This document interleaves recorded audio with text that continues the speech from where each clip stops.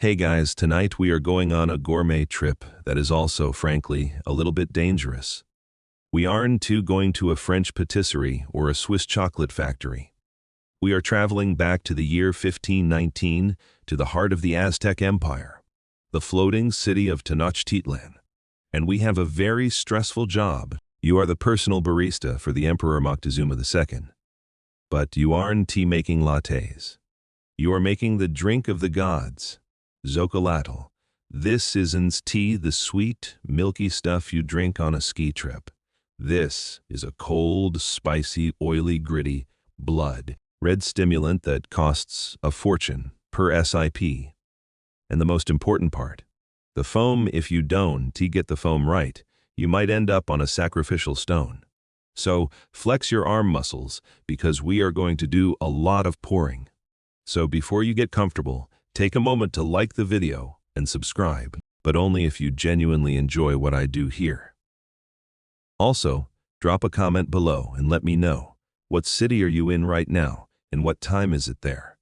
And if you are a chocolate lover, dark milk or white, which isn't real chocolate, fight me. Leave a cacao emoji in the comments so I know who has good taste. Now, dim the lights. Maybe turn on a fan for that soft background hum, and let's ease into tonight's journey together. You open your eyes. The air is cool and thin, typical of the high altitude of the Mexican basin. You are lying on a woven reed mat in a small room near the royal kitchens. You can hear the lap of water against stone. That is Lake Texcoco. You are in Tenochtitlan, a city built entirely on islands in the middle of a lake. To your European contemporaries, who haven't arrived yet, but will soon, this place is a myth. To you, it is simply the center of the universe.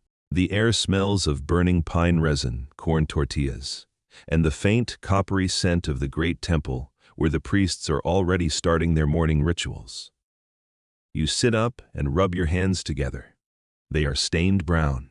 They smell rich, earthy, and slightly bitter. This is the smell of money. Literally, in the Aztec world, cacao beans aren't just food, they are currency. You can buy a rabbit for 10 beans. You can buy a slave for 100. And your job is to take this money, grind it up, and serve it to the emperor to drink. It is the ultimate act of conspicuous consumption. Imagine grinding up $100 bills to make a smoothie. That is what you do every morning. You walk to the storage room. It is guarded. Inside, sacks of cacao beans are piled high.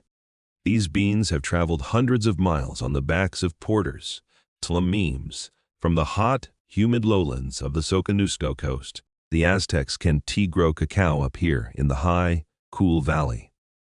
It is an exotic import. It is tribute. You plunge your hands into a sack. The beans are cool and hard. They make a satisfying clicking sound as they cascade through your fingers.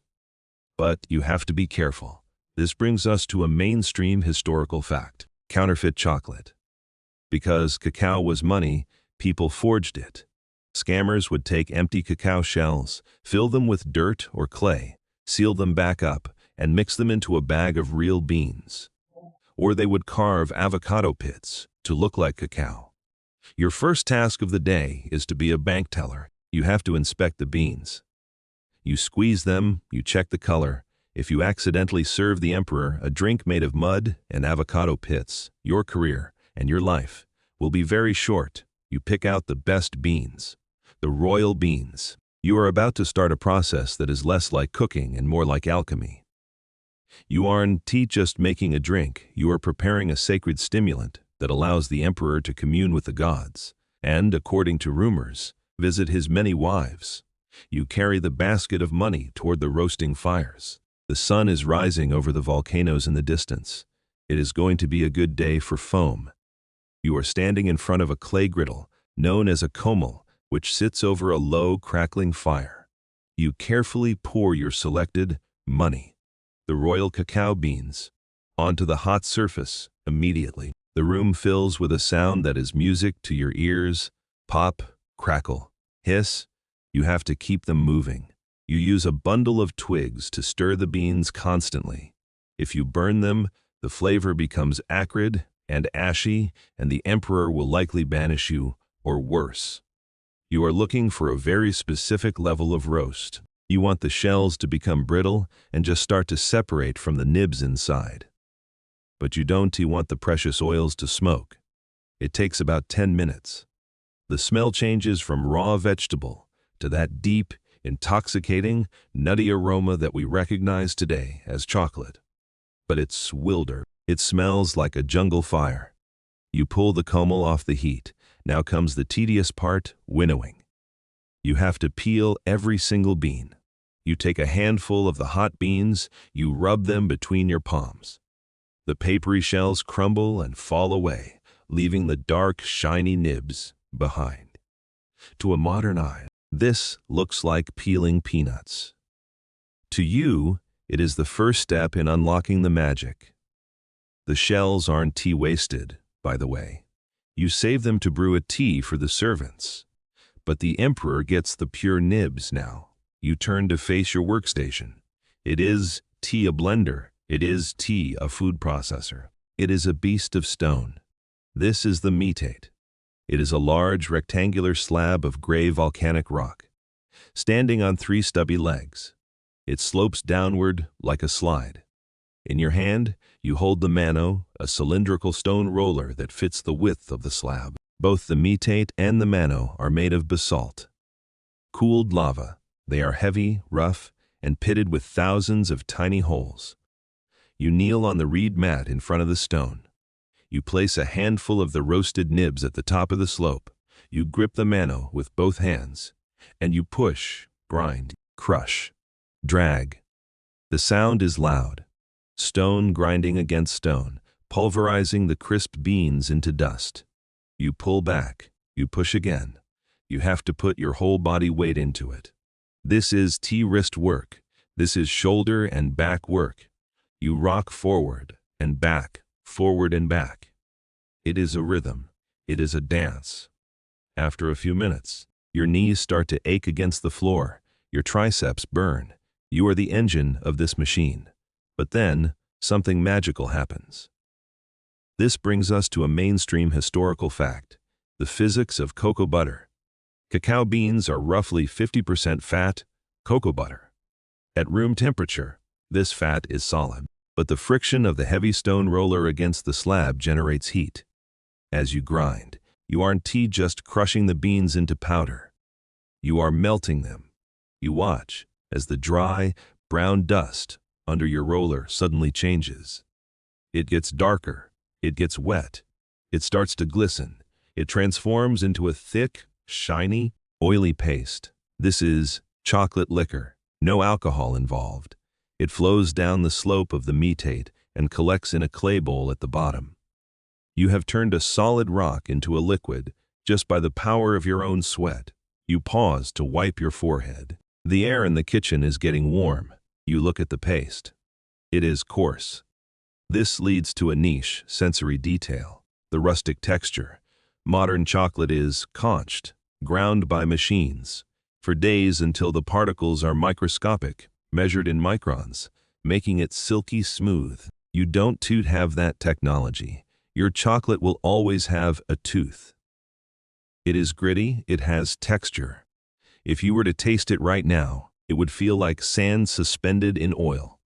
But that's how the emperor likes it. It feels substantial. It feels like food, not just a drink. To get it even remotely smooth, you have to pass the paste through the grinder 3 or 4 times. Grind, collect, return to top. Grind again. It is mesmerizing, repetitive work. It puts you in a trance, but as you grind, you face a decision about flavor. The paste in the bowl is pure, 100% dark chocolate. It is intensely bitter. Does the emperor want it sweet? This brings us to a massive academic controversy, the sugar question. We know the Aztecs didn't have sugar cane. That came with Columbus, but they had honey, and they had agave syrup, Maggie sap. Campa, the sweet tooths, argues that the Aztecs loved to sweeten their chocolate. They cite Spanish accounts describing honey being added to the mix, to make it palatable for European tastes, suggesting the locals did it too. Camp B, the bitter purists, argues that for the Aztecs, the bitterness was the point. They believe the drink was consumed largely unsweetened, or perhaps savory. They argue that adding honey was a corruption introduced by the Spanish conquistadors, because they could handle the intense, earthy reality of the bean. Camp B points out that in Aztec philosophy, cacao was linked to blood and the heart. Blood is sweet, it is vital and iron-rich. Therefore, the drink should reflect that solemnity. You, the royal barista, probably take a middle ground. You reach for a small jar of agave syrup. You add just a drop, not to make it sweet like candy, but just to round off the sharpest edges of the bitterness. You want the emperor to be energized, not puckering his lips. You keep grinding. The pile of paste in the bowl grows. It is thick, dark, and glossy. Like obsidian mud, your back is screaming, your knees are numb, but you can stop. You have to grind enough for the whole court? No, thankfully, just for the emperor and his inner circle. But even 5 cups worth of paste requires an hour of brutal labor. You look at the metate.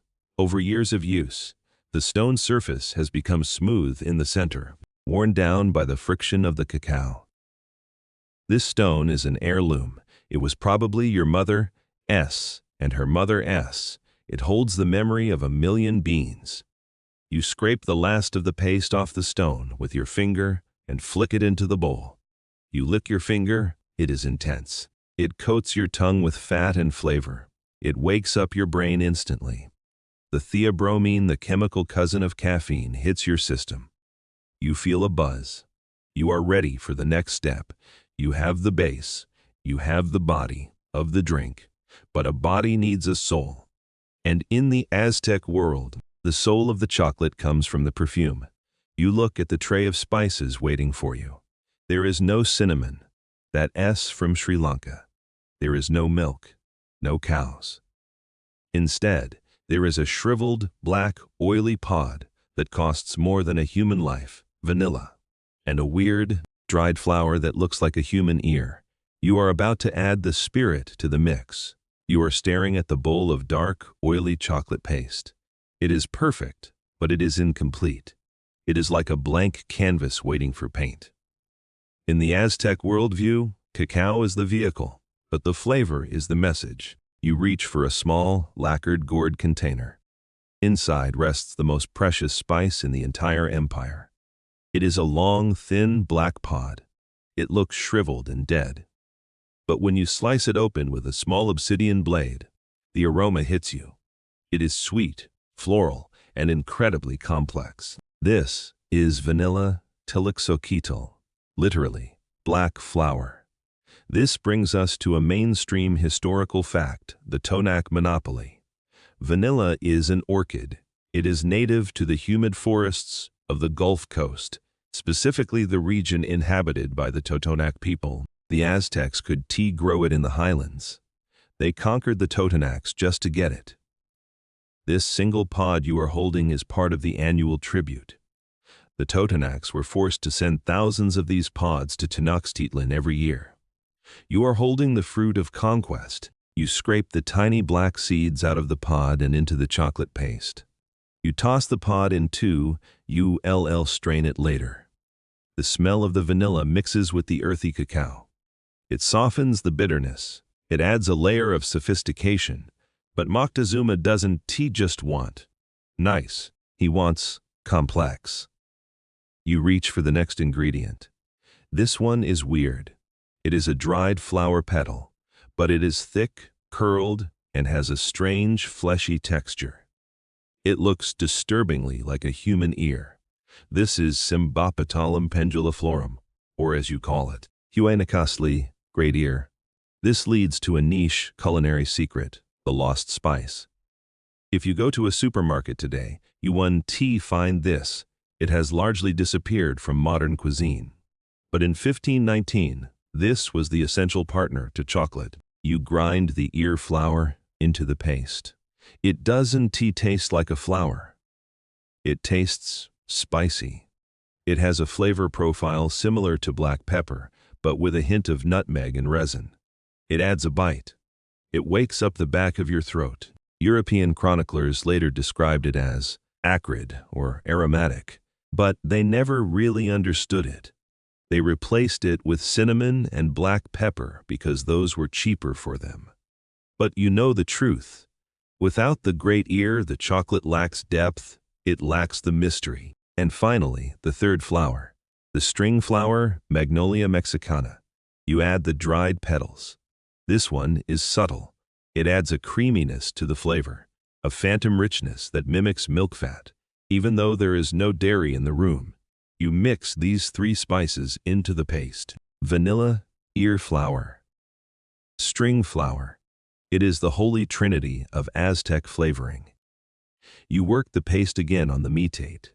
The friction releases the essential oils of the spices. The room smells like a perfumery that caught fire. But there is one more ingredient, the most important one. The emperor is drinking this to relax. He is drinking this to rule. He needs energy. He needs fire. You reach for a basket of chili peppers, small, dried red demons. You pick 2. You crush them into the mix. You have to be precise. Too little, and the drink is boring. Too much, and the emperor coughs. If the emperor coughs, you are in trouble.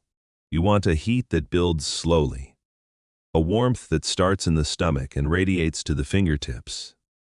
This brings us to an academic controversy, the cold versus hot classification. Aztec medicine and food was based on a system of duality, similar to the Chinese yin-yang or the Greek humors. Everything was classified as hot or cold, not by physical temperature, but by its energetic property. Cacao was considered cold and damp. To balance it, you needed hot ingredients. Vanilla is hot. Guanacaste is hot. Chili is very hot. Campe, the medical anthropologists, argues that the recipe was just about taste. It was a prescription. You were balancing the cold nature of the bean to prevent stomach aches or spiritual dampness. Campe, the gastronomers, argues that you look at the mixture in the jar. It is dark, brown, and muddy. It smells divine, like spicy, flowery smoke, but it looks like swamp water. If you serve this to the emperor, he will be unimpressed. In the Aztec court, aesthetics are everything. And the color brown. Brown is for earth. Brown is for peasants. The emperor wants red. He wants the drink to look like blood. This brings us to a mainstream historical fact. The sacred fluids. To the Aztecs, chocolate, cacahuatl, was symbolically linked to human blood, chalchutlicu. The pod looks like a heart. The liquid is the life force. In rituals, priests would sometimes wash the statues of gods with chocolate to simulate blood sacrifice without, always, killing someone. To make the drink visually match the metaphor, you need a dye. You reach for a small pouch of bright, rusty red seeds, achiote, annatto. You crush them on the millstone. They release a vibrant, brick-red pigment. You mix this red powder into the chocolate water. The transformation is instant. The muddy brown turns into a deep, rich, reddish ochre. It looks viscous. It looks vital. It looks like you just drained a vein. But this dye has a side effect. This leads to a niche cosmetic detail. The red mouth achiote is a strong stain. In fact, it is used today to color cheddar cheese orange. When the emperor drinks this, the red pigment will stain his lips, his tongue, and his teeth. To a European, this would look messy. To an Aztec, this looks terrifyingly majestic. It gives the drinker the appearance of having just consumed a raw heart. It is a power move. It signals to everyone in the room, I am a predator. I consume life. By adding the achiote, you aren't just coloring the drink. You are applying the emperor's war paint now. The mixture is colored. It is spiced. It is ground. But it is still just a paste sitting at the bottom of a jar of water. You need to dissolve it. You pick up a wooden whisk, a Molinillo. Stop. Put the whisk down. This brings us to a massive academic controversy. The anachronistic whisk.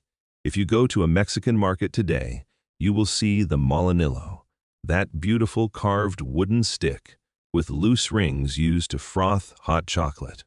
Campa, the traditionalists, loves the Molinillo. They say it's ancient. Can't be. The archaeologist says, show me one. They argue that the Molinillo was actually a Spanish invention, introduced later, possibly influenced by Asian tools brought on the Manila galleons. In 1519, there were no whisks in Tenochtitlan. So how do you mix it? You don't stir, you pour, and you do it with ice-cold water. You check the temperature of the water again. It is cold. European accounts, specifically from the conquistador, known as the Anonymous Conqueror, confirm this. They drink it cold, not hot. Later, the Spanish would heat it up, add milk, and turn it into the cozy bedtime drink we know. But the Aztecs, they wanted it refreshing. They lived in a hot climate or originated from one. They wanted a chilled energy drink. This creates a chemical challenge: cocoa butter. Fat hates cold water. It clumps. It creates a waxy film on your tongue. To force them to combine, you need kinetic energy. Violence. You clear a space on the floor. You place one large empty clay pot on the ground. You hold the pot full of the red, spicy, watery chocolate mixture in your hands. You stand up.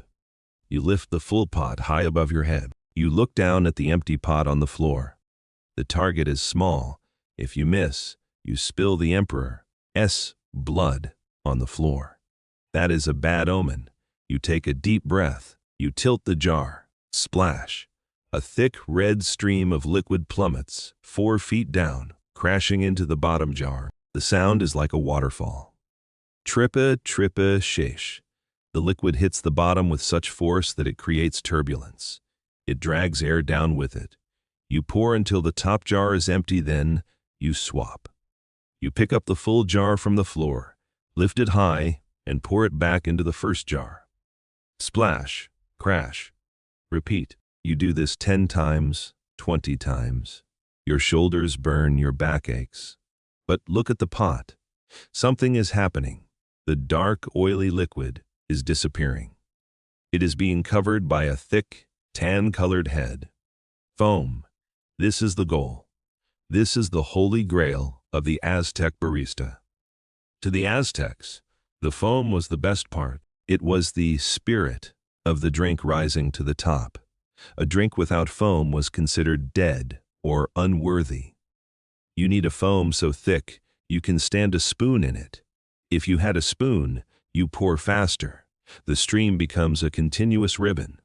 You are aerating the fat, creating a stable emulsion of cocoa butter, water, and air. It is the ancient equivalent of a cappuccino machine. But you are the pump. You look into the jar. The foam is rising. It is bubbly, oily, and reddish-brown. It looks stable. You stop. You are panting. You wipe a drop of red liquid from your cheek. You have created the structure now. You have to serve it. But you don't just pour it into a mug. The emperor requires a specific vessel, a vessel that is treated with more respect than most human beings. You walk to the cupboard where the royal wares are kept. You bypass the clay cups. You reach for the gourd, but not just any gourd. A painted, lacquered calabash bowl, resting on a jaguar skin ring, or, if it's a special occasion, gold. This leads to a legendary detail: the disposable gold. There is a rumor, spread by the Spanish chronicler Bernal de Ciudad del Castillo, that Moctezuma drank from golden goblets and never used the same cup twice. He would drink and then toss the gold cup into the lake or give it to a servant. Is it true? Probably an exaggeration, but it captures the vibe. You decide on the gold goblet today. It is heavy. It is cool. You hold it carefully. Now comes the pouring. You have to pour the liquid in first, holding back the foam with your hand or a leaf. Then, You spoon the thick foam on top, like the head on a Guinness. It sits there, quivering. The contrast between the cold gold rim and the spicy, airy foam is perfection. You place the cup on a serving tray. You check yourself. Is your loincloth straight? Are your hands clean, except for the achiote stains? You are ready. You are about to walk into the throne room. You are about to meet the man who thinks he is the center of the world. And you have to remember the most important rule of the palace. Do not look him in the eye. You are walking down a long, cool corridor of stone. The noise of the kitchen, the grinding stones, the crackling fires, the gossip of the servants has faded away. In its place is a silence so heavy it feels like a physical weight pressing on your shoulders. You are holding the tray.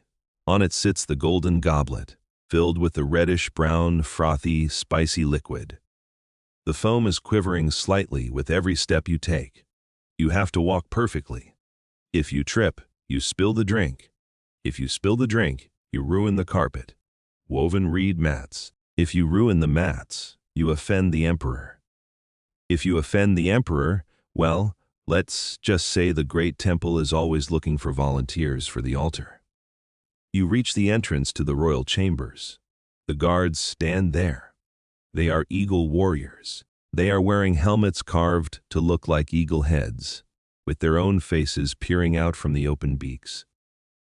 They are covered in feathers. They look ridiculous to a modern eye, but to you, they look like death machines. They nod. They step aside. You step into the inner sanctum. The air smells different here. It smells of copal incense. A white, piney smoke that is burned to feed the gods. It swirls in the air, creating a haze. The room is vast. The walls are covered in tapestries of cotton and rabbit fur. And at the far end, sitting on a low stool woven from reeds and covered in jaguar skins, is Moctezuma II. This brings us to a mainstream historical fact, the protocol of invisibility. Moctezuma was not just a king, he was a Tlatoani. He who speaks, he was a semi-divine conduit between the earth and the sun. Because of this, he was technically too holy to be seen by mortal eyes. The rule was absolute. No one looks the emperor in the face. When you enter, you must lower your eyes to the floor. You must enter barefoot. Even nobles had to take off their sandals. You must drape a coarse cloak over your fine clothes to show humility. You are effectively entering the presence of a nuclear reactor. You have to shield yourself. You walk forward, eyes glued to the intricate patterns on the floor mats. You can feel him watching you, or maybe he isn't. You don't know, you can check. You reach the serving zone. You kneel, you place the tray on a low table. You back away, still looking at the floor. But Moctezuma doesn't just grab the cup and chug it. This leads to a niche, ritual detail, the wooden screen, before he eats or drinks. His attendants rush forward carrying a carved wooden screen, a bombo. They place it in front of him. Why? Because the act of eating is biological. It is human. The emperor must maintain the illusion that he is above such mundane needs. He eats in privacy, shielded from the gaze of his own court. You hear the rustle of the screen, you hear the clink of the gold cup being lifted, you hear slurping. It is a strange moment. The most powerful man in the Americas, the ruler of millions, is hiding behind a piece of wood, slurping foam like a toddler, because his dignity demands it. You wait. The screen is removed. The cup is empty. The emperor sighs. He looks energized. The theobromine is hitting his system. The chili is warming his blood. He signals for another. This brings us to a massive academic controversy. The 50 cups. Myth. The Spanish chronicler Bernal Diaz del Castillo wrote a famous account of this ritual. He claimed that Moctezuma drank 50 jars of this chocolate beverage every single day, and then he added a salacious detail. He claimed the emperor drank it for success with women. Basically, the Spanish painted Moctezuma as a chocoholic sex addict who needed 50 doses of liquid Viagra to satisfy his harem. Kampa, the literalists, argues that, hey, maybe he did. He had many wives. He needed the energy. Camp B, the mistranslation theorists, argues that this is ridiculous. First, 50 cups of pure cacao and chili would kill a horse. The caffeine and theobromine toxicity would stop his heart. Second, they argue that Daz misunderstood what he saw. The 50 jars were likely prepared for the entire royal guard in the household, not just for Moctezuma's personal belly. The emperor might have had a sip or two from a ceremonial cup, and the rest was distributed to the elite warriors. It was a feast, not a binge, but the legend stuck. To this day, people buy chocolate on Valentine's Day thinking it's an aphrodisiac, largely because a Spanish soldier exaggerated a story about an Aztec king 500 years ago. You rush back to the kitchen. You refill the cup. You froth it again. You bring it back. You do this 5 times. Okay, maybe not 50, but he likes his chocolate. Finally, he is done. He waves his hand. You take the tray. You pick up the empty gold goblet. You expect him to tell you to wash it. But he doesn't. He ignores it. You walk backward out of the room, careful not to show your back to him. Another capital offense. You reach the corridor. You exhale. You are alive. You look at the gold cup. It is stained with red achiote foam. It is a masterpiece of goldsmithing, and tomorrow he will use a different one. Because in Tenochtitlan, wealth flows like water. The empire is at its peak. The tribute comes in from all directions. Feathers from the jungle, turquoise from the north, cacao from the coast. There is no end to the abundance, or so it seems. But as you wash the cup in the scullery, you hear a new rumor circulating among the servants. Runners, Panani, have arrived from the coast. From the east, they bring strange news. They say that floating towers, ships, have appeared on the ocean. They say that men with white skin and beards have landed. They say these men have deer that are as tall as houses, horses, and sticks that spit fire. You scrub the chocolate stain. You wonder what kind of drink these strangers like. You assume they are just new traders. Maybe they want chocolate. You have no idea that the man leading them, Hearn in Court Seas, is not coming to trade beans. He is coming to burn the city. And you have no idea that your precious, spicy, foamy drink is about to have a very awkward encounter with the European palate. You are about to witness the first contact of cuisine. And spoiler alert, the Spanish are going to hate it. At least, at first, you have escaped the suffocating silence of the throne room. You are back in the stone corridor, holding the tray with the empty gold cup. Your heart is slowly returning to a normal rhythm. You didn't spill, you didn't look him in the eye. You survived, but your shift isn't over. You look at the large clay jar you left in the antechamber. It is still half full of the spicy, frothy, red liquid. You can throw it away. That would be like flushing diamonds down a toilet. And you can drink it yourself. That would be theft. This leftover ambrosia belongs to the guardians. You pick up the heavy jar and head toward the House of the Eagles, Huacali. This is the barracks of the elite special forces of the Aztec military. You step inside. The air here is thick with testosterone, sweat, and the metallic tang of sharpened obsidian.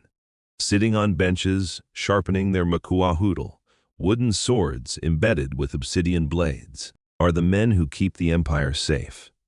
The eagle warriors and the jaguar warriors. This brings us to a mainstream historical fact. The combat stimulant. We often think of chocolate as a dessert, a treat for children. But to the Aztecs, it was war fuel. Cacao contains theobromine and caffeine. It dilates the blood vessels. It increases heart rate. It suppresses appetite. It reduces the perception of pain. Before a battle, these warriors wouldn't eat a heavy meal. They would drink this cold, spicy, fatty slurry. It gave them the energy to march for days and the focus to fight in hand-to-hand combat without getting tired. You are essentially the bartender for a squad of super soldiers, who are dosing themselves with a psychoactive combat drug. You pour the chocolate into unpainted clay cups. There is no ceremony here, no golden goblets, no wooden screens. A jaguar warrior, wearing the skin of a real jaguar, the head of the beast resting on his own head like a helmet, grabs a cup. He downs it in one gulp. He wipes the red foam from his mouth with the back of his hand. His eyes look dilated. "Intense more," he grunts. You pour again. You realize that the 50 cups legend isn't just about the emperor. Es libido, it is about the logistics of an army. The palace consumes cacao by the ton because it runs on a high-octane liquid diet. But as you serve them, you notice something unsettled in the room. Usually, these men are loud. They boast about how many captives they took in the last flower war. They bet their cloaks on dice games. Today, they are quiet. They are whispering. They say the strangers have arrived at Tlaxcala. One eagle warrior mutters to another. The Tlaxcalans, they are our enemies. Did they fight the strangers? They fought. And they lost. The strangers have thunder sticks. They kill from a distance. You freeze, the pitcher hovering over a cup. The Tlaxcalans are the fiercest fighters in the valley. They are the only ones who have successfully resisted the Aztec Empire for generations. If these new strangers, these white gods, or whatever they are, defeated the Tlaxcalans, what chance do you have? This leads to a niche, psychological atmosphere. The omen anxiety. The year 1519, or one read in the Aztec calendar, was not a happy time in Tenochtitlan even before the Spanish arrived. There had been omens, a comet in the sky, a fire in the temple that wouldn't go out, a bird with a mirror in its head. The city was on edge, the emperor was depressed, and now, the warriors, the toughest men in the world, look scared. They aren't drinking the chocolate to celebrate. They are drinking it to steady their nerves. The jaguar warrior looks at you. He sees you listening. "Pour," he barks. "If the gods are coming to kill us, I want to die with a full belly." You finish serving. You retreat from the barracks. You walk out into the sunlight of the plaza. You look at the great temple, Templo Mayor, rising above the city. The stairs are stained black with old blood. For centuries, you have fed the sun with hearts to keep it moving across the sky. You have fed the emperor with chocolate to keep him ruling. You have fed the warriors to keep them fighting. It is a system of inputs and outputs. Blood in, sun out, cacao in, power out. But you have a sinking feeling that the system is about to break. You head back to the kitchen. You have to wash the tools. But as you scrub the metate stone, you hear a commotion at the causeway. The runners have returned. And this time, they didn't just bring news. They brought gifts from the strangers, and the emperor wants you to see them. Why? Because the strangers sent food, and the emperor needs his royal taster, his expert on flavor, to tell him if it is poison or delicacy. You are about to taste European biscuits and wine, and you are going to be the first person in your world to experience the strange, dry, fermented taste of the old world.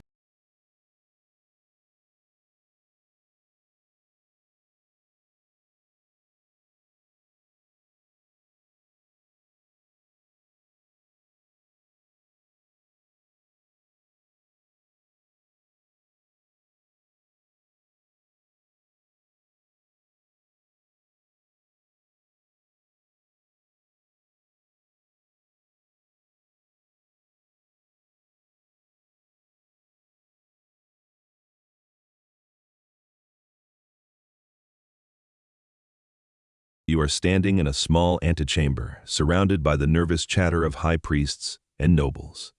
On a low table lies a collection of objects that look like they fell from the moon. These are the gifts sent by Hern Cortés. He is currently camped on the coast, playing a diplomatic chess game with Moctezuma's emissaries. He sends gifts to say, "I am a friend," while simultaneously sharpening his swords. You look at the items. There are glass beads, which look cheap compared to jade. There is a rusty iron helmet, and there is food. The Emperor's steward points to a hard, round, beige disc. "Taste it," he orders. You pick it up. It is rock hard. It feels like dried clay. This is hardtack ship. Biscuit. It is made of wheat flour, water, and salt, baked 4 times until it is basically a brick. It is the fuel of the Spanish Navy. You bite it. Crack. It threatens to break your tooth. You gnaw on it. It softens into a gummy, tasteless paste. It has no chili, no spice, no soul. You swallow. It is durable. You report, but it has no flavor. It is the food of a people who hate joy. Then the steward points to a leather skin. He pours a small amount of liquid into a cup. It is dark red, almost black. You sniff it. It smells sour, like rotting fruit, but also sweet. This is Spanish wine. You take a sip. Your face twists. It is acidic. It burns your throat differently than chili. It makes your head spin almost instantly. It is alcohol. Now, the Aztecs had alcohol pulque, fermented agave sap. But pulque is thick, white, and sour like yogurt. This wine is thin and sharp. It is strong, you say, coughing. It tastes like old blood, mixed with honey. The nobles murmur, old blood. That fits the description of the white gods. This brings us to a massive academic controversy. The Quetzalcoatl myth. Did Moctezuma really think Cortez was the god Quetzalcoatl returning? Camp A, the traditional narrative, says yes. The Aztecs were paralyzed by religious awe. They thought the Spanish were divine beings fulfilling a prophecy. Camp B, the revisionists, argues that this is Spanish propaganda. They say Moctezuma was an idiot. He knew they were men. He sent gifts not to worship them, but to bribe them to go away, or to study them. He was treating them like dangerous foreign dignitaries, not gods. You, the taster, are part of this intelligence-gathering operation. You are analyzing their diet to find their weakness. A people who eat rocks, hardtack, and drink sour blood wine must be tough, but they also must be miserable. You return to the kitchen. You look at your bowl of chocolate paste. It smells of vanilla and flowers. It is complex. It is civilized. You feel a surge of superiority. These strangers might have thunder sticks, but they don't know how to eat. Days turn into weeks. The inevitable happens. Cortez marches on Tenochtitlan. He crosses the causeway. He enters the city. Moctezuma welcomes him. Was it a trap? Was it surrender? History is still arguing. The Spanish soldiers, filthy, bearded, smelling of unwashed iron, walk into the palace. They are stunned by the wealth, the gold, the feathers. And then they are invited to a banquet. You are there. You are standing in the corner, holding the golden pitcher. You watch as a Spanish captain, maybe Pedro de Alvarado, the violent one, sits down. He is offered a cup of chocolatl. He looks at the red, foamy liquid. He asks his translator, La Malinche, "Is this blood?" "No," she says. "It is the drink of the gods. It gives strength." He takes the cup, he takes a sip, and then he spits it out. "Madre Dios," he shouts. It is bitter, it burns. It is pig swill. This leads to a mainstream historical fact, the initial disgust. The Spanish hated chocolate at first. Girolamo Benzoni, an Italian traveler, slightly later, famously wrote, "It seemed more a drink for pigs than a drink for humanity. I was never able to bring myself to taste it." They hated the chili. They hated the grit. They hated the temperature, cold. They thought it was a barbaric, pagan potion. You watch the Spaniard wipe his mouth. He reaches for his wineskin. You feel insulted. You spent hours grinding that bean. You balanced the spices perfectly. You poured it from 4 feet in the air to get that foam, and this barbarian spits it on the floor. But then something changes. The Spanish stay. They run out of wine. They get tired. They see the Aztec warriors drinking this stuff and marching for days without food. They get curious. They try it again. Maybe they hold their nose. Maybe they are just desperate for caffeine. And slowly the addiction sets in. This leads to a niche culinary evolution, the sugar fix. The Spanish realized that if they took out the chili and the ear flour and added cane sugar, which they planted in the Caribbean, and cinnamon from their Asian trade, the drink became palatable. They heated it up. They invented hot chocolate. They transformed the drink of warriors into the drink of aristocrats. But right now, in the palace of Moctezuma, there is no sugar. There is only the tension of two worlds colliding over a dinner table. Moctezuma watches the Spanish reject his gift. He doesn't show emotion, but you see his hand tighten on his own cup. He knows. They don't respect the culture. They don't respect the gods. They are here to take. The banquet ends. The Spanish retire to their quarters, which are actually your emperor's father's palace. The city is quiet, but it is the quiet of a fuse burning down. You clean the spilled chocolate from the floor. It looks like blood, and you realize that soon. The floors of Tenochtitlan will be covered in the real thing. You pack up your meat. You hide your vanilla pods. You are just a cook. You can fight the Iron Men. But you can preserve the recipe. You whisper the ingredients to yourself. Cacao, vanilla, ear flour, chili, achiote, water, air, you lock it in your memory. Because if the city burns, the only thing left of the Aztec soul might be the flavor in this cup. The banquet is over, but the strangers haven't left. They have moved into the palace of Axaycatl, your emperor's father. The city is in a state of suspended animation, a polite hostage situation. The Spanish soldiers are everywhere, clanking around in their heavy steel armor, sweating profusely in the Mexican sun. You are back in the royal pantry. The air is stifling. Moctezuma is technically still the emperor, even if he is surrounded by bearded guards. And because he is the emperor, he still demands his standards. He sends a message. The drink must be cold, colder than the lake. This brings us to a mainstream historical fact: the ice runners. You might wonder, in a world without electricity or freon, how do you get a slushie in central Mexico? You look out the window toward the southeast. Towering over the valley are the two great volcanoes, Popocatépetl, the smoking mountain, and Iztaccíhuatl, the sleeping woman. Their peaks are capped with eternal white snow. They are 40 miles away. But the Aztec Empire has a courier system that makes FedEx look lazy. Runners, Panani, stationed in relay teams, sprint up the volcano, pack snow into woven baskets lined with dry straw and fur, and sprint back down. They pass the basket to the next runner. In less than 24 hours, the snow travels from the frozen peak to the tropical palace. A runner bursts into the kitchen. He is gasping for air, his chest heaving. He hands you a dripping bundle wrapped in deer skin. You open it. Inside is a lump of compacted, dirty snow. It is melting fast. To the Spanish guards watching you, this is a miracle. They come from a land where ice is a winter event, not a tropical delivery service. They stare at the snow like it is magic. You take the snow. You don't.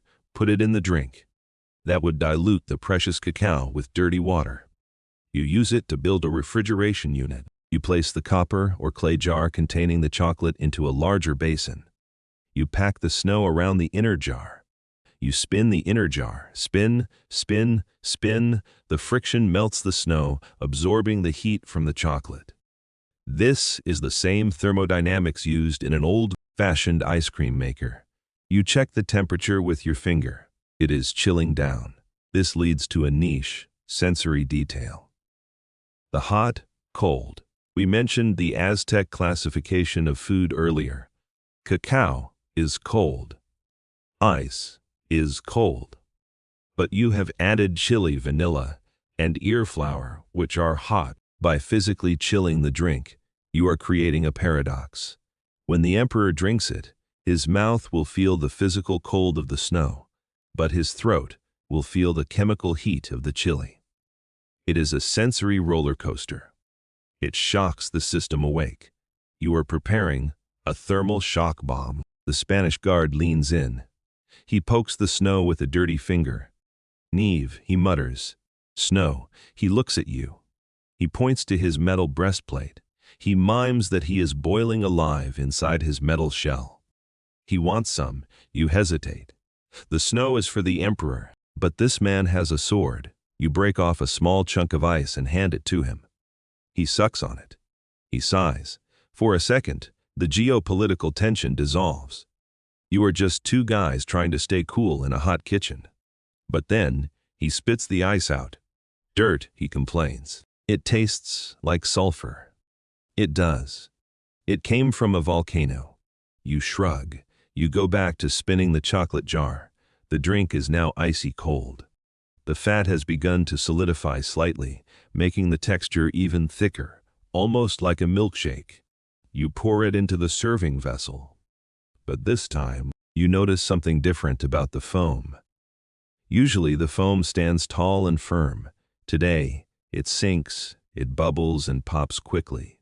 Why? Maybe it's the humidity. Maybe it's the batch of beans. Or maybe, as the priests say, the gods are losing their strength. The soul of the drink is weak. This brings us to an academic controversy, the psychosomatic collapse. Historians often debate why the Aztec resistance seemed so paralyzed in the early months of the occupation. Camp A, the strategic view, argues that Moctezuma was playing a long game, trying to gather intelligence before striking. Camp B, the fatalistic view, argues that the Aztec worldview was cyclical. They believed that time was ending. When the omens appeared, the comet, the strangers, a collective depression set in.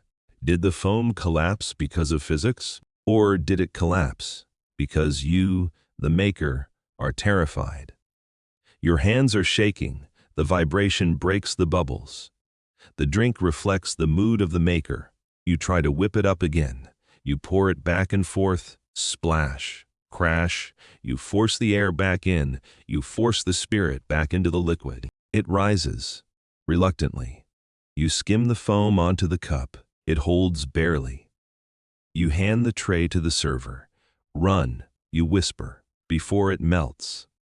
The server hurries away. You are left with the puddle of volcano water on the table. You dip your finger in the water. It is freezing. It reminds you of the heart of the mountain. You wish you could go there. You wish you could run up the slopes of Popocatépetl and hide in the snow, far away from the men in iron suits who look at your city like a wolf looks at a lamb. But you can run. You have to wash the jar, and you have to prepare for the night shift. Because the Spanish have discovered that, while they hate the chili, they love the energy. They are starting to ask for the drink without the spice. They are asking for the black water. You are about to start the first modification of the recipe. You are about to invent the bridge between Aztec chocolatl and European chocolate. And it starts with removing the one thing that makes it holy. The blood color. You are standing in the scullery, polishing the golden goblet. The red achiote stain is stubborn, but you scrub it until the metal shines like the sun. This cup is sacred. It has touched the lips of the Tlatoani. In the old days, which was only 2 months ago, this cup might have been thrown into the lake as an offering after a single use. But today, the door kicks open. A Spanish soldier enters. He is wearing a steel breastplate that smells of rust and old sweat. He has a beard that looks like a bird's nest. He sees the cup in your hand. His eyes go wide. Oro, he whispers, gold. He doesn't see a chalice for the divine drink. He sees a down payment on a castle in Seville. He snatches the cup from your hands. You gasp. To touch the emperor's cup is death.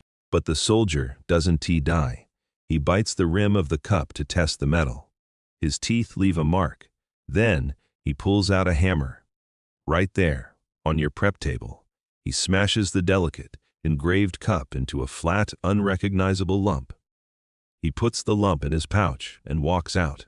This brings us to a mainstream historical tragedy, the Great Melting. The Spanish conquistadors weren't tea art collectors. They were gold hunters. They melted down thousands of years of Aztec goldsmithing, intricate masks, jewelry, calendars, and cups into standardized bullion bars, ingots, for easier transport. The artistic heritage of a civilization was erased to balance the books of the Spanish crown. To them, the value was in the weight of the metal. To you, the value was in the craft. You look at the empty spot on the table. The vessel is gone, but the soldier left something behind. He knocked over a basket of cacao beans. The beans, the money of your people, are scattered on the floor, trampled under his muddy boots. He didn't even look at them. This leads to a niche, economic clash, the two currencies. You are witnessing a collision of value systems. For the Aztecs, gold was the excrement of the gods, Teocutlotl. It was pretty, spiritual, and useful for decoration, but you couldn't eat it. It wasn't money. Money was cacao. Money was cotton.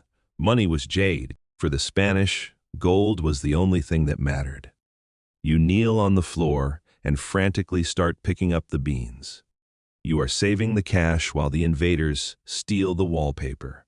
It is a surreal moment of economic dissonance. You are crawling around saving pennies while a man walks away with a fortune that you consider merely decorative. You gather the beans. You wash them. But your hands are shaking. The destruction of the cup is a symbol. The container has been destroyed. Can the liquid survive without it? You look at the clay jars. They are humble, they are brown. The Spanish dawn. To steal them, you realize that if you want to save the culture, you have to hide it in the cheap stuff. You pour the next batch of chocolate into a simple, unpainted gourd. It is tea royal. It is tea shiny. But it holds the liquid just as well. Later that night, Moctezuma calls for his drink. You bring him the gourd. He looks at it. He looks at you. He doesn't ask where the gold cup is. He knows. He takes the gourd. He drinks the cold, spicy foam. He looks tired. He looks smaller without his gold. But the chocolate still works. His eyes brighten. His back straightens. For a moment, the chemical power of the cacao overrides the political disaster. He is still the emperor, as long as he has the taste of the gods in his mouth. But outside the palace walls, the city is screaming. The population is restless. They are throwing stones at the palace. They call Moctezuma a coward, a puppet. The supply lines are being cut. The fresh water from the Chapultepec aqueduct is threatened. And the vanilla, the tribute caravans from the coast have stopped. You look at your supply of vanilla pods. You have 10 left. When they are gone, the soul of the drink will be gone. You are rationing the divine essence. You return to the kitchen. You hear a strange sound coming from the Spanish quarters, singing, clapping, and the smell of sugar. They are cooking something. They have raided the royal stores of honey and fruits. They are making preserves. And you see a soldier dipping a piece of hardtack into a cup of, is that chocolate? You creep closer. It is. But it is steaming. They have heated it up, and they have dumped a massive amount of honey into it. They are dipping their bread into it like it is soup. You recoil in horror. They are treating the sacred stimulant like a dipping sauce. They have desecrated the temperature. They have corrupted the flavor profile. But they are drinking it. They aren't spitting it out anymore. You realize with a jolt, they are adapting. They are colonizing the recipe. They are taking Zocolatl and turning it into chocolate. You are witnessing the birth of a global commodity right there in a looted kitchen amidst the smell of melting gold and burnt sugar.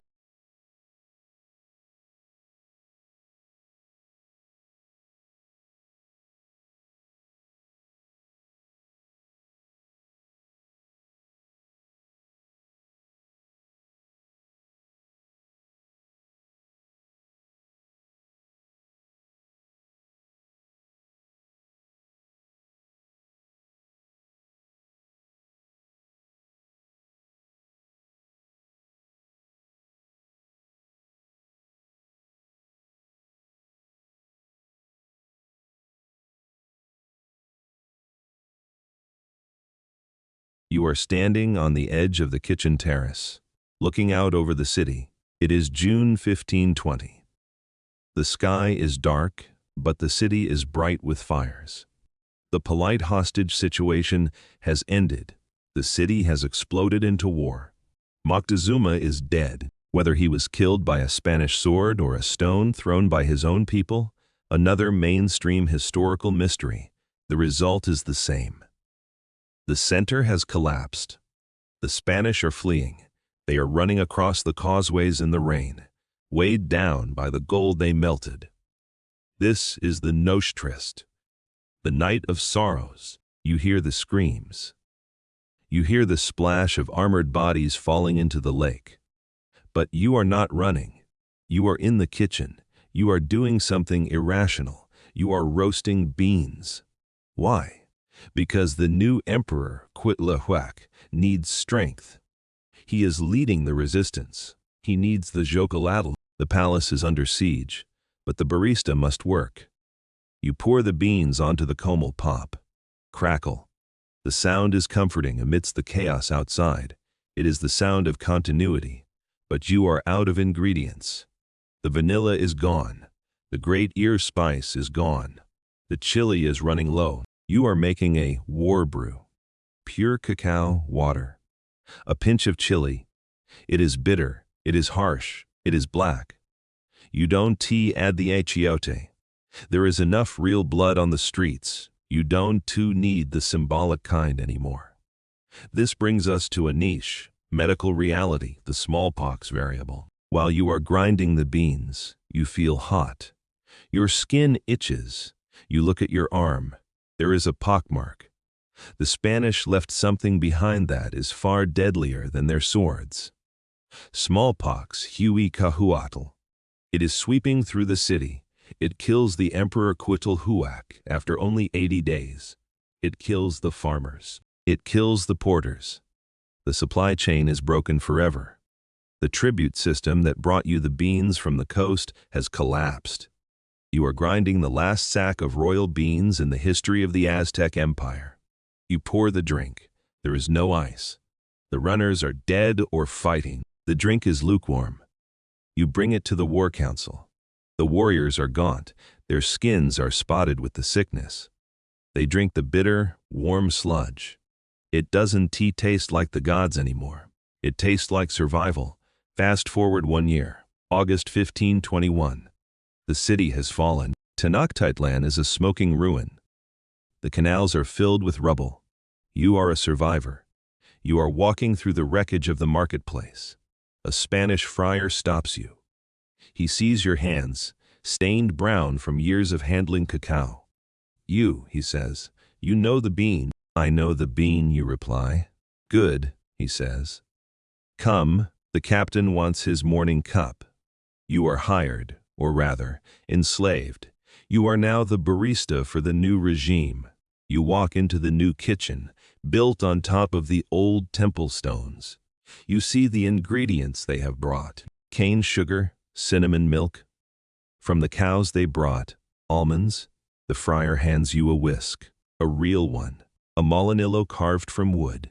Make it frothy, he commands. But make it sweet. We are not savages. You look at the sugar. You look at the milk. You start to grind the cacao. You mix it with the hot milk. You add the sugar. You add the cinnamon. You whisk it. Whir. The foam rises. It is lighter. It is paler. It smells cozy. It doesn't smell like a jungle fire. It smells like a bakery. You taste it. It is delicious. You can deny it. It is rich, sweet, and comforting. But it isn't chocolatl. It doesn't wake up your spirit. It puts you to sleep. It is a drink for peace, for leisure, for sitting in a chair and watching the rain. It is hot chocolate. You serve it to the Spaniard. He smiles. Perfecto.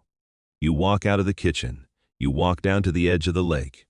You have a single cacao bean in your pocket, one of the old ones, a raw, unroasted bean. You dig a hole in the mud. You bury it, not to grow a tree. It's too cold here. But as an offering, a final deposit in the bank of the old gods.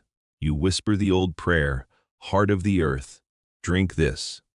The Aztec Empire is gone, the gold is gone, but the flavor has conquered the conquerors. They will take this drink back to Spain, then to France, then to the world.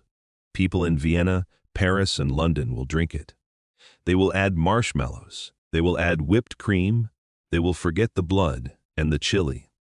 But every time they take a sip, every time they feel that rush of theobromine hitting their brain, they are bowing to Moctezuma. You wash your hands in the lake. The brown stain fades. You are no longer the royal cupbearer. You are just a cook in New Spain. But you know the secret. You know that the real gold wasn't teeth of metal. It was the foam. You are standing in the colonial kitchen of a wealthy Spanish hacienda. It is 1530. Tenochtitlan is now Mexico City. The lake is being drained. The temples are being dismantled to build cathedrals.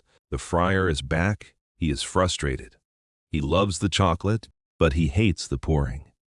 He tries to do the Aztec waterfall, lifting the pitcher high and pouring it into the pot to create foam, but he is clumsy.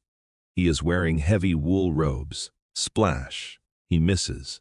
Hot, sticky, sugary chocolate sprays all over the table and onto his habit. Devil, take this, he shouts. There must be a better way to make the bubbles. This brings us to a mainstream historical invention, the molinillo. You look at a piece of wood. You look at the pot. You realize that if you can use gravity pouring, you need friction. You take a stick. You carve rings into the bottom. You leave them loose so they rattle. You place the stick between your palms.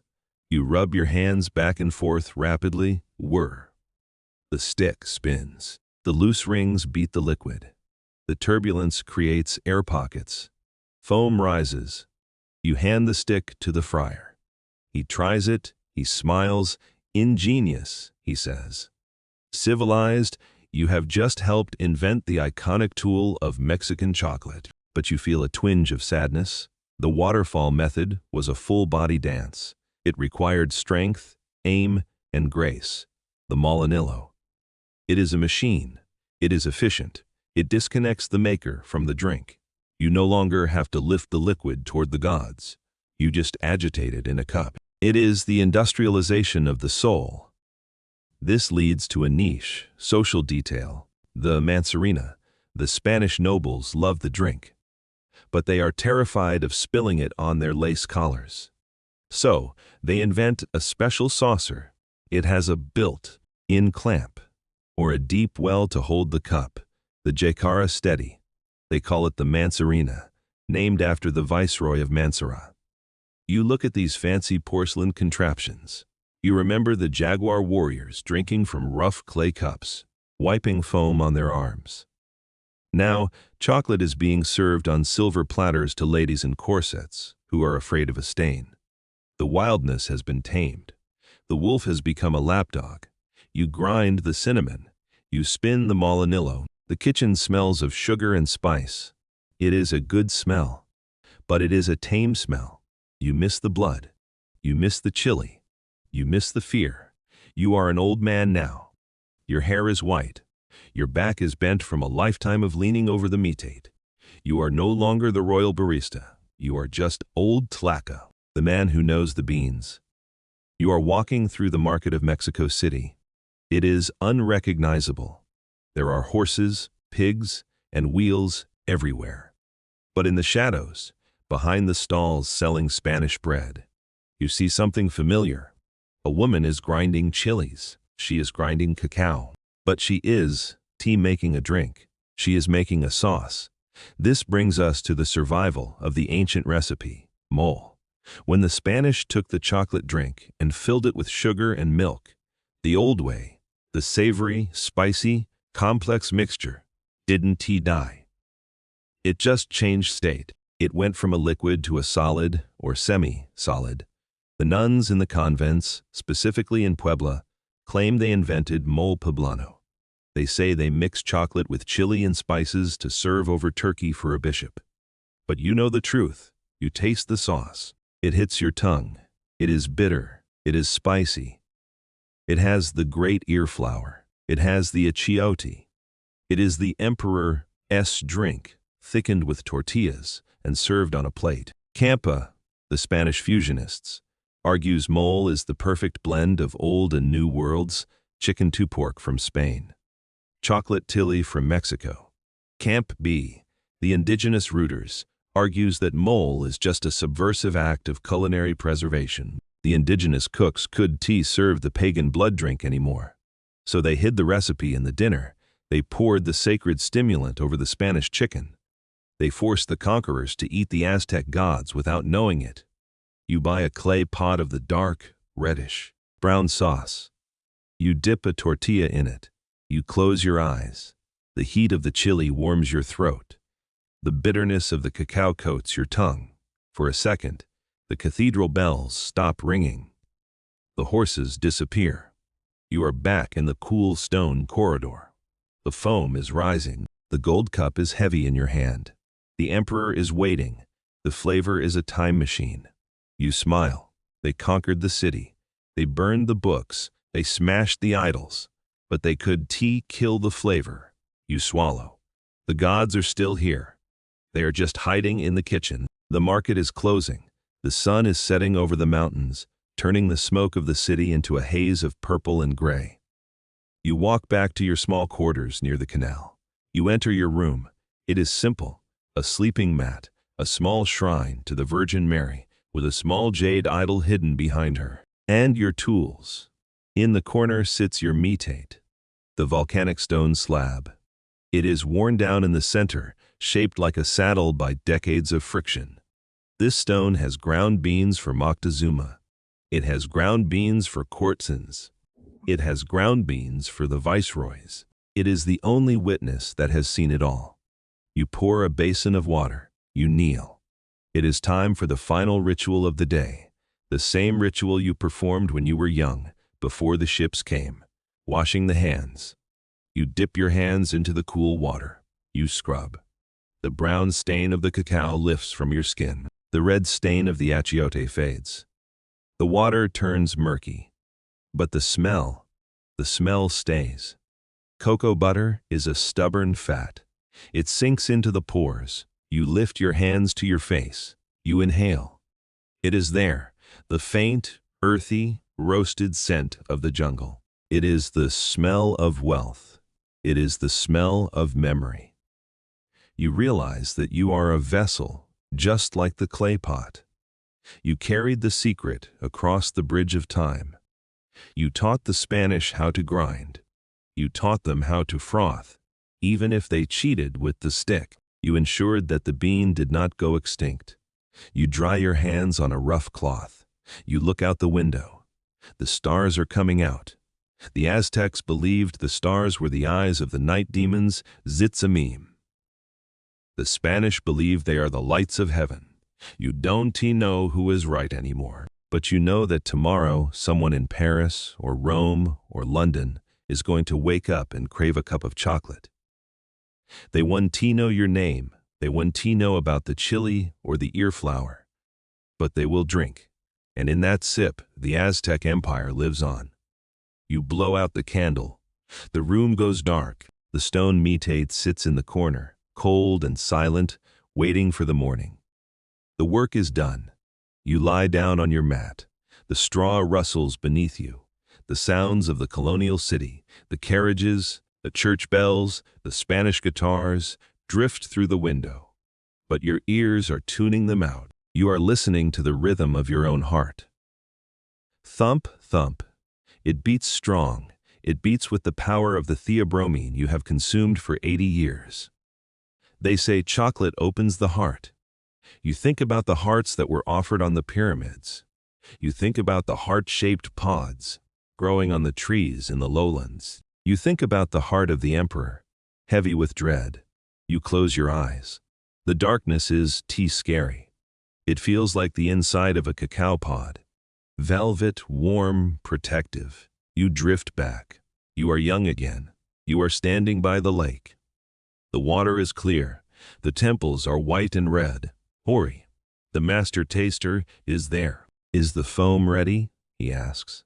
It is ready, you say. You feel a sense of completion. You didn't save the kingdom. That wasn't your job.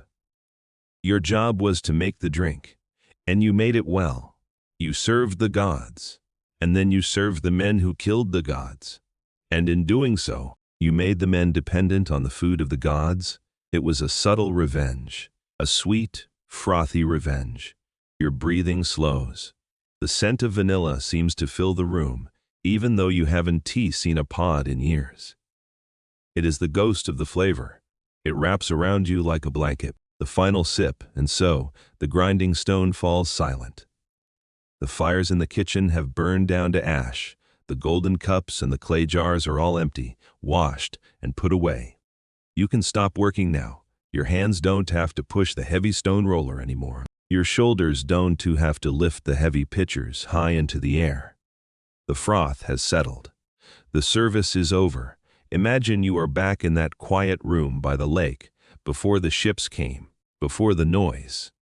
The water of Lake Texcoco laps gently against the walls. Lap, lap. It is a soothing, rhythmic sound. The air is cool and smells of night-blooming jasmine and the deep, rich earth. You are safe here. The emperor is sleeping. The warriors are sleeping. The history books haven't been written yet. There is no conquest tonight, only rest. You are full. You are warm. Let the deep, dark comfort of the chocolate carry you down. Drift into the sweetness. Sleep. The story ends here. Good night.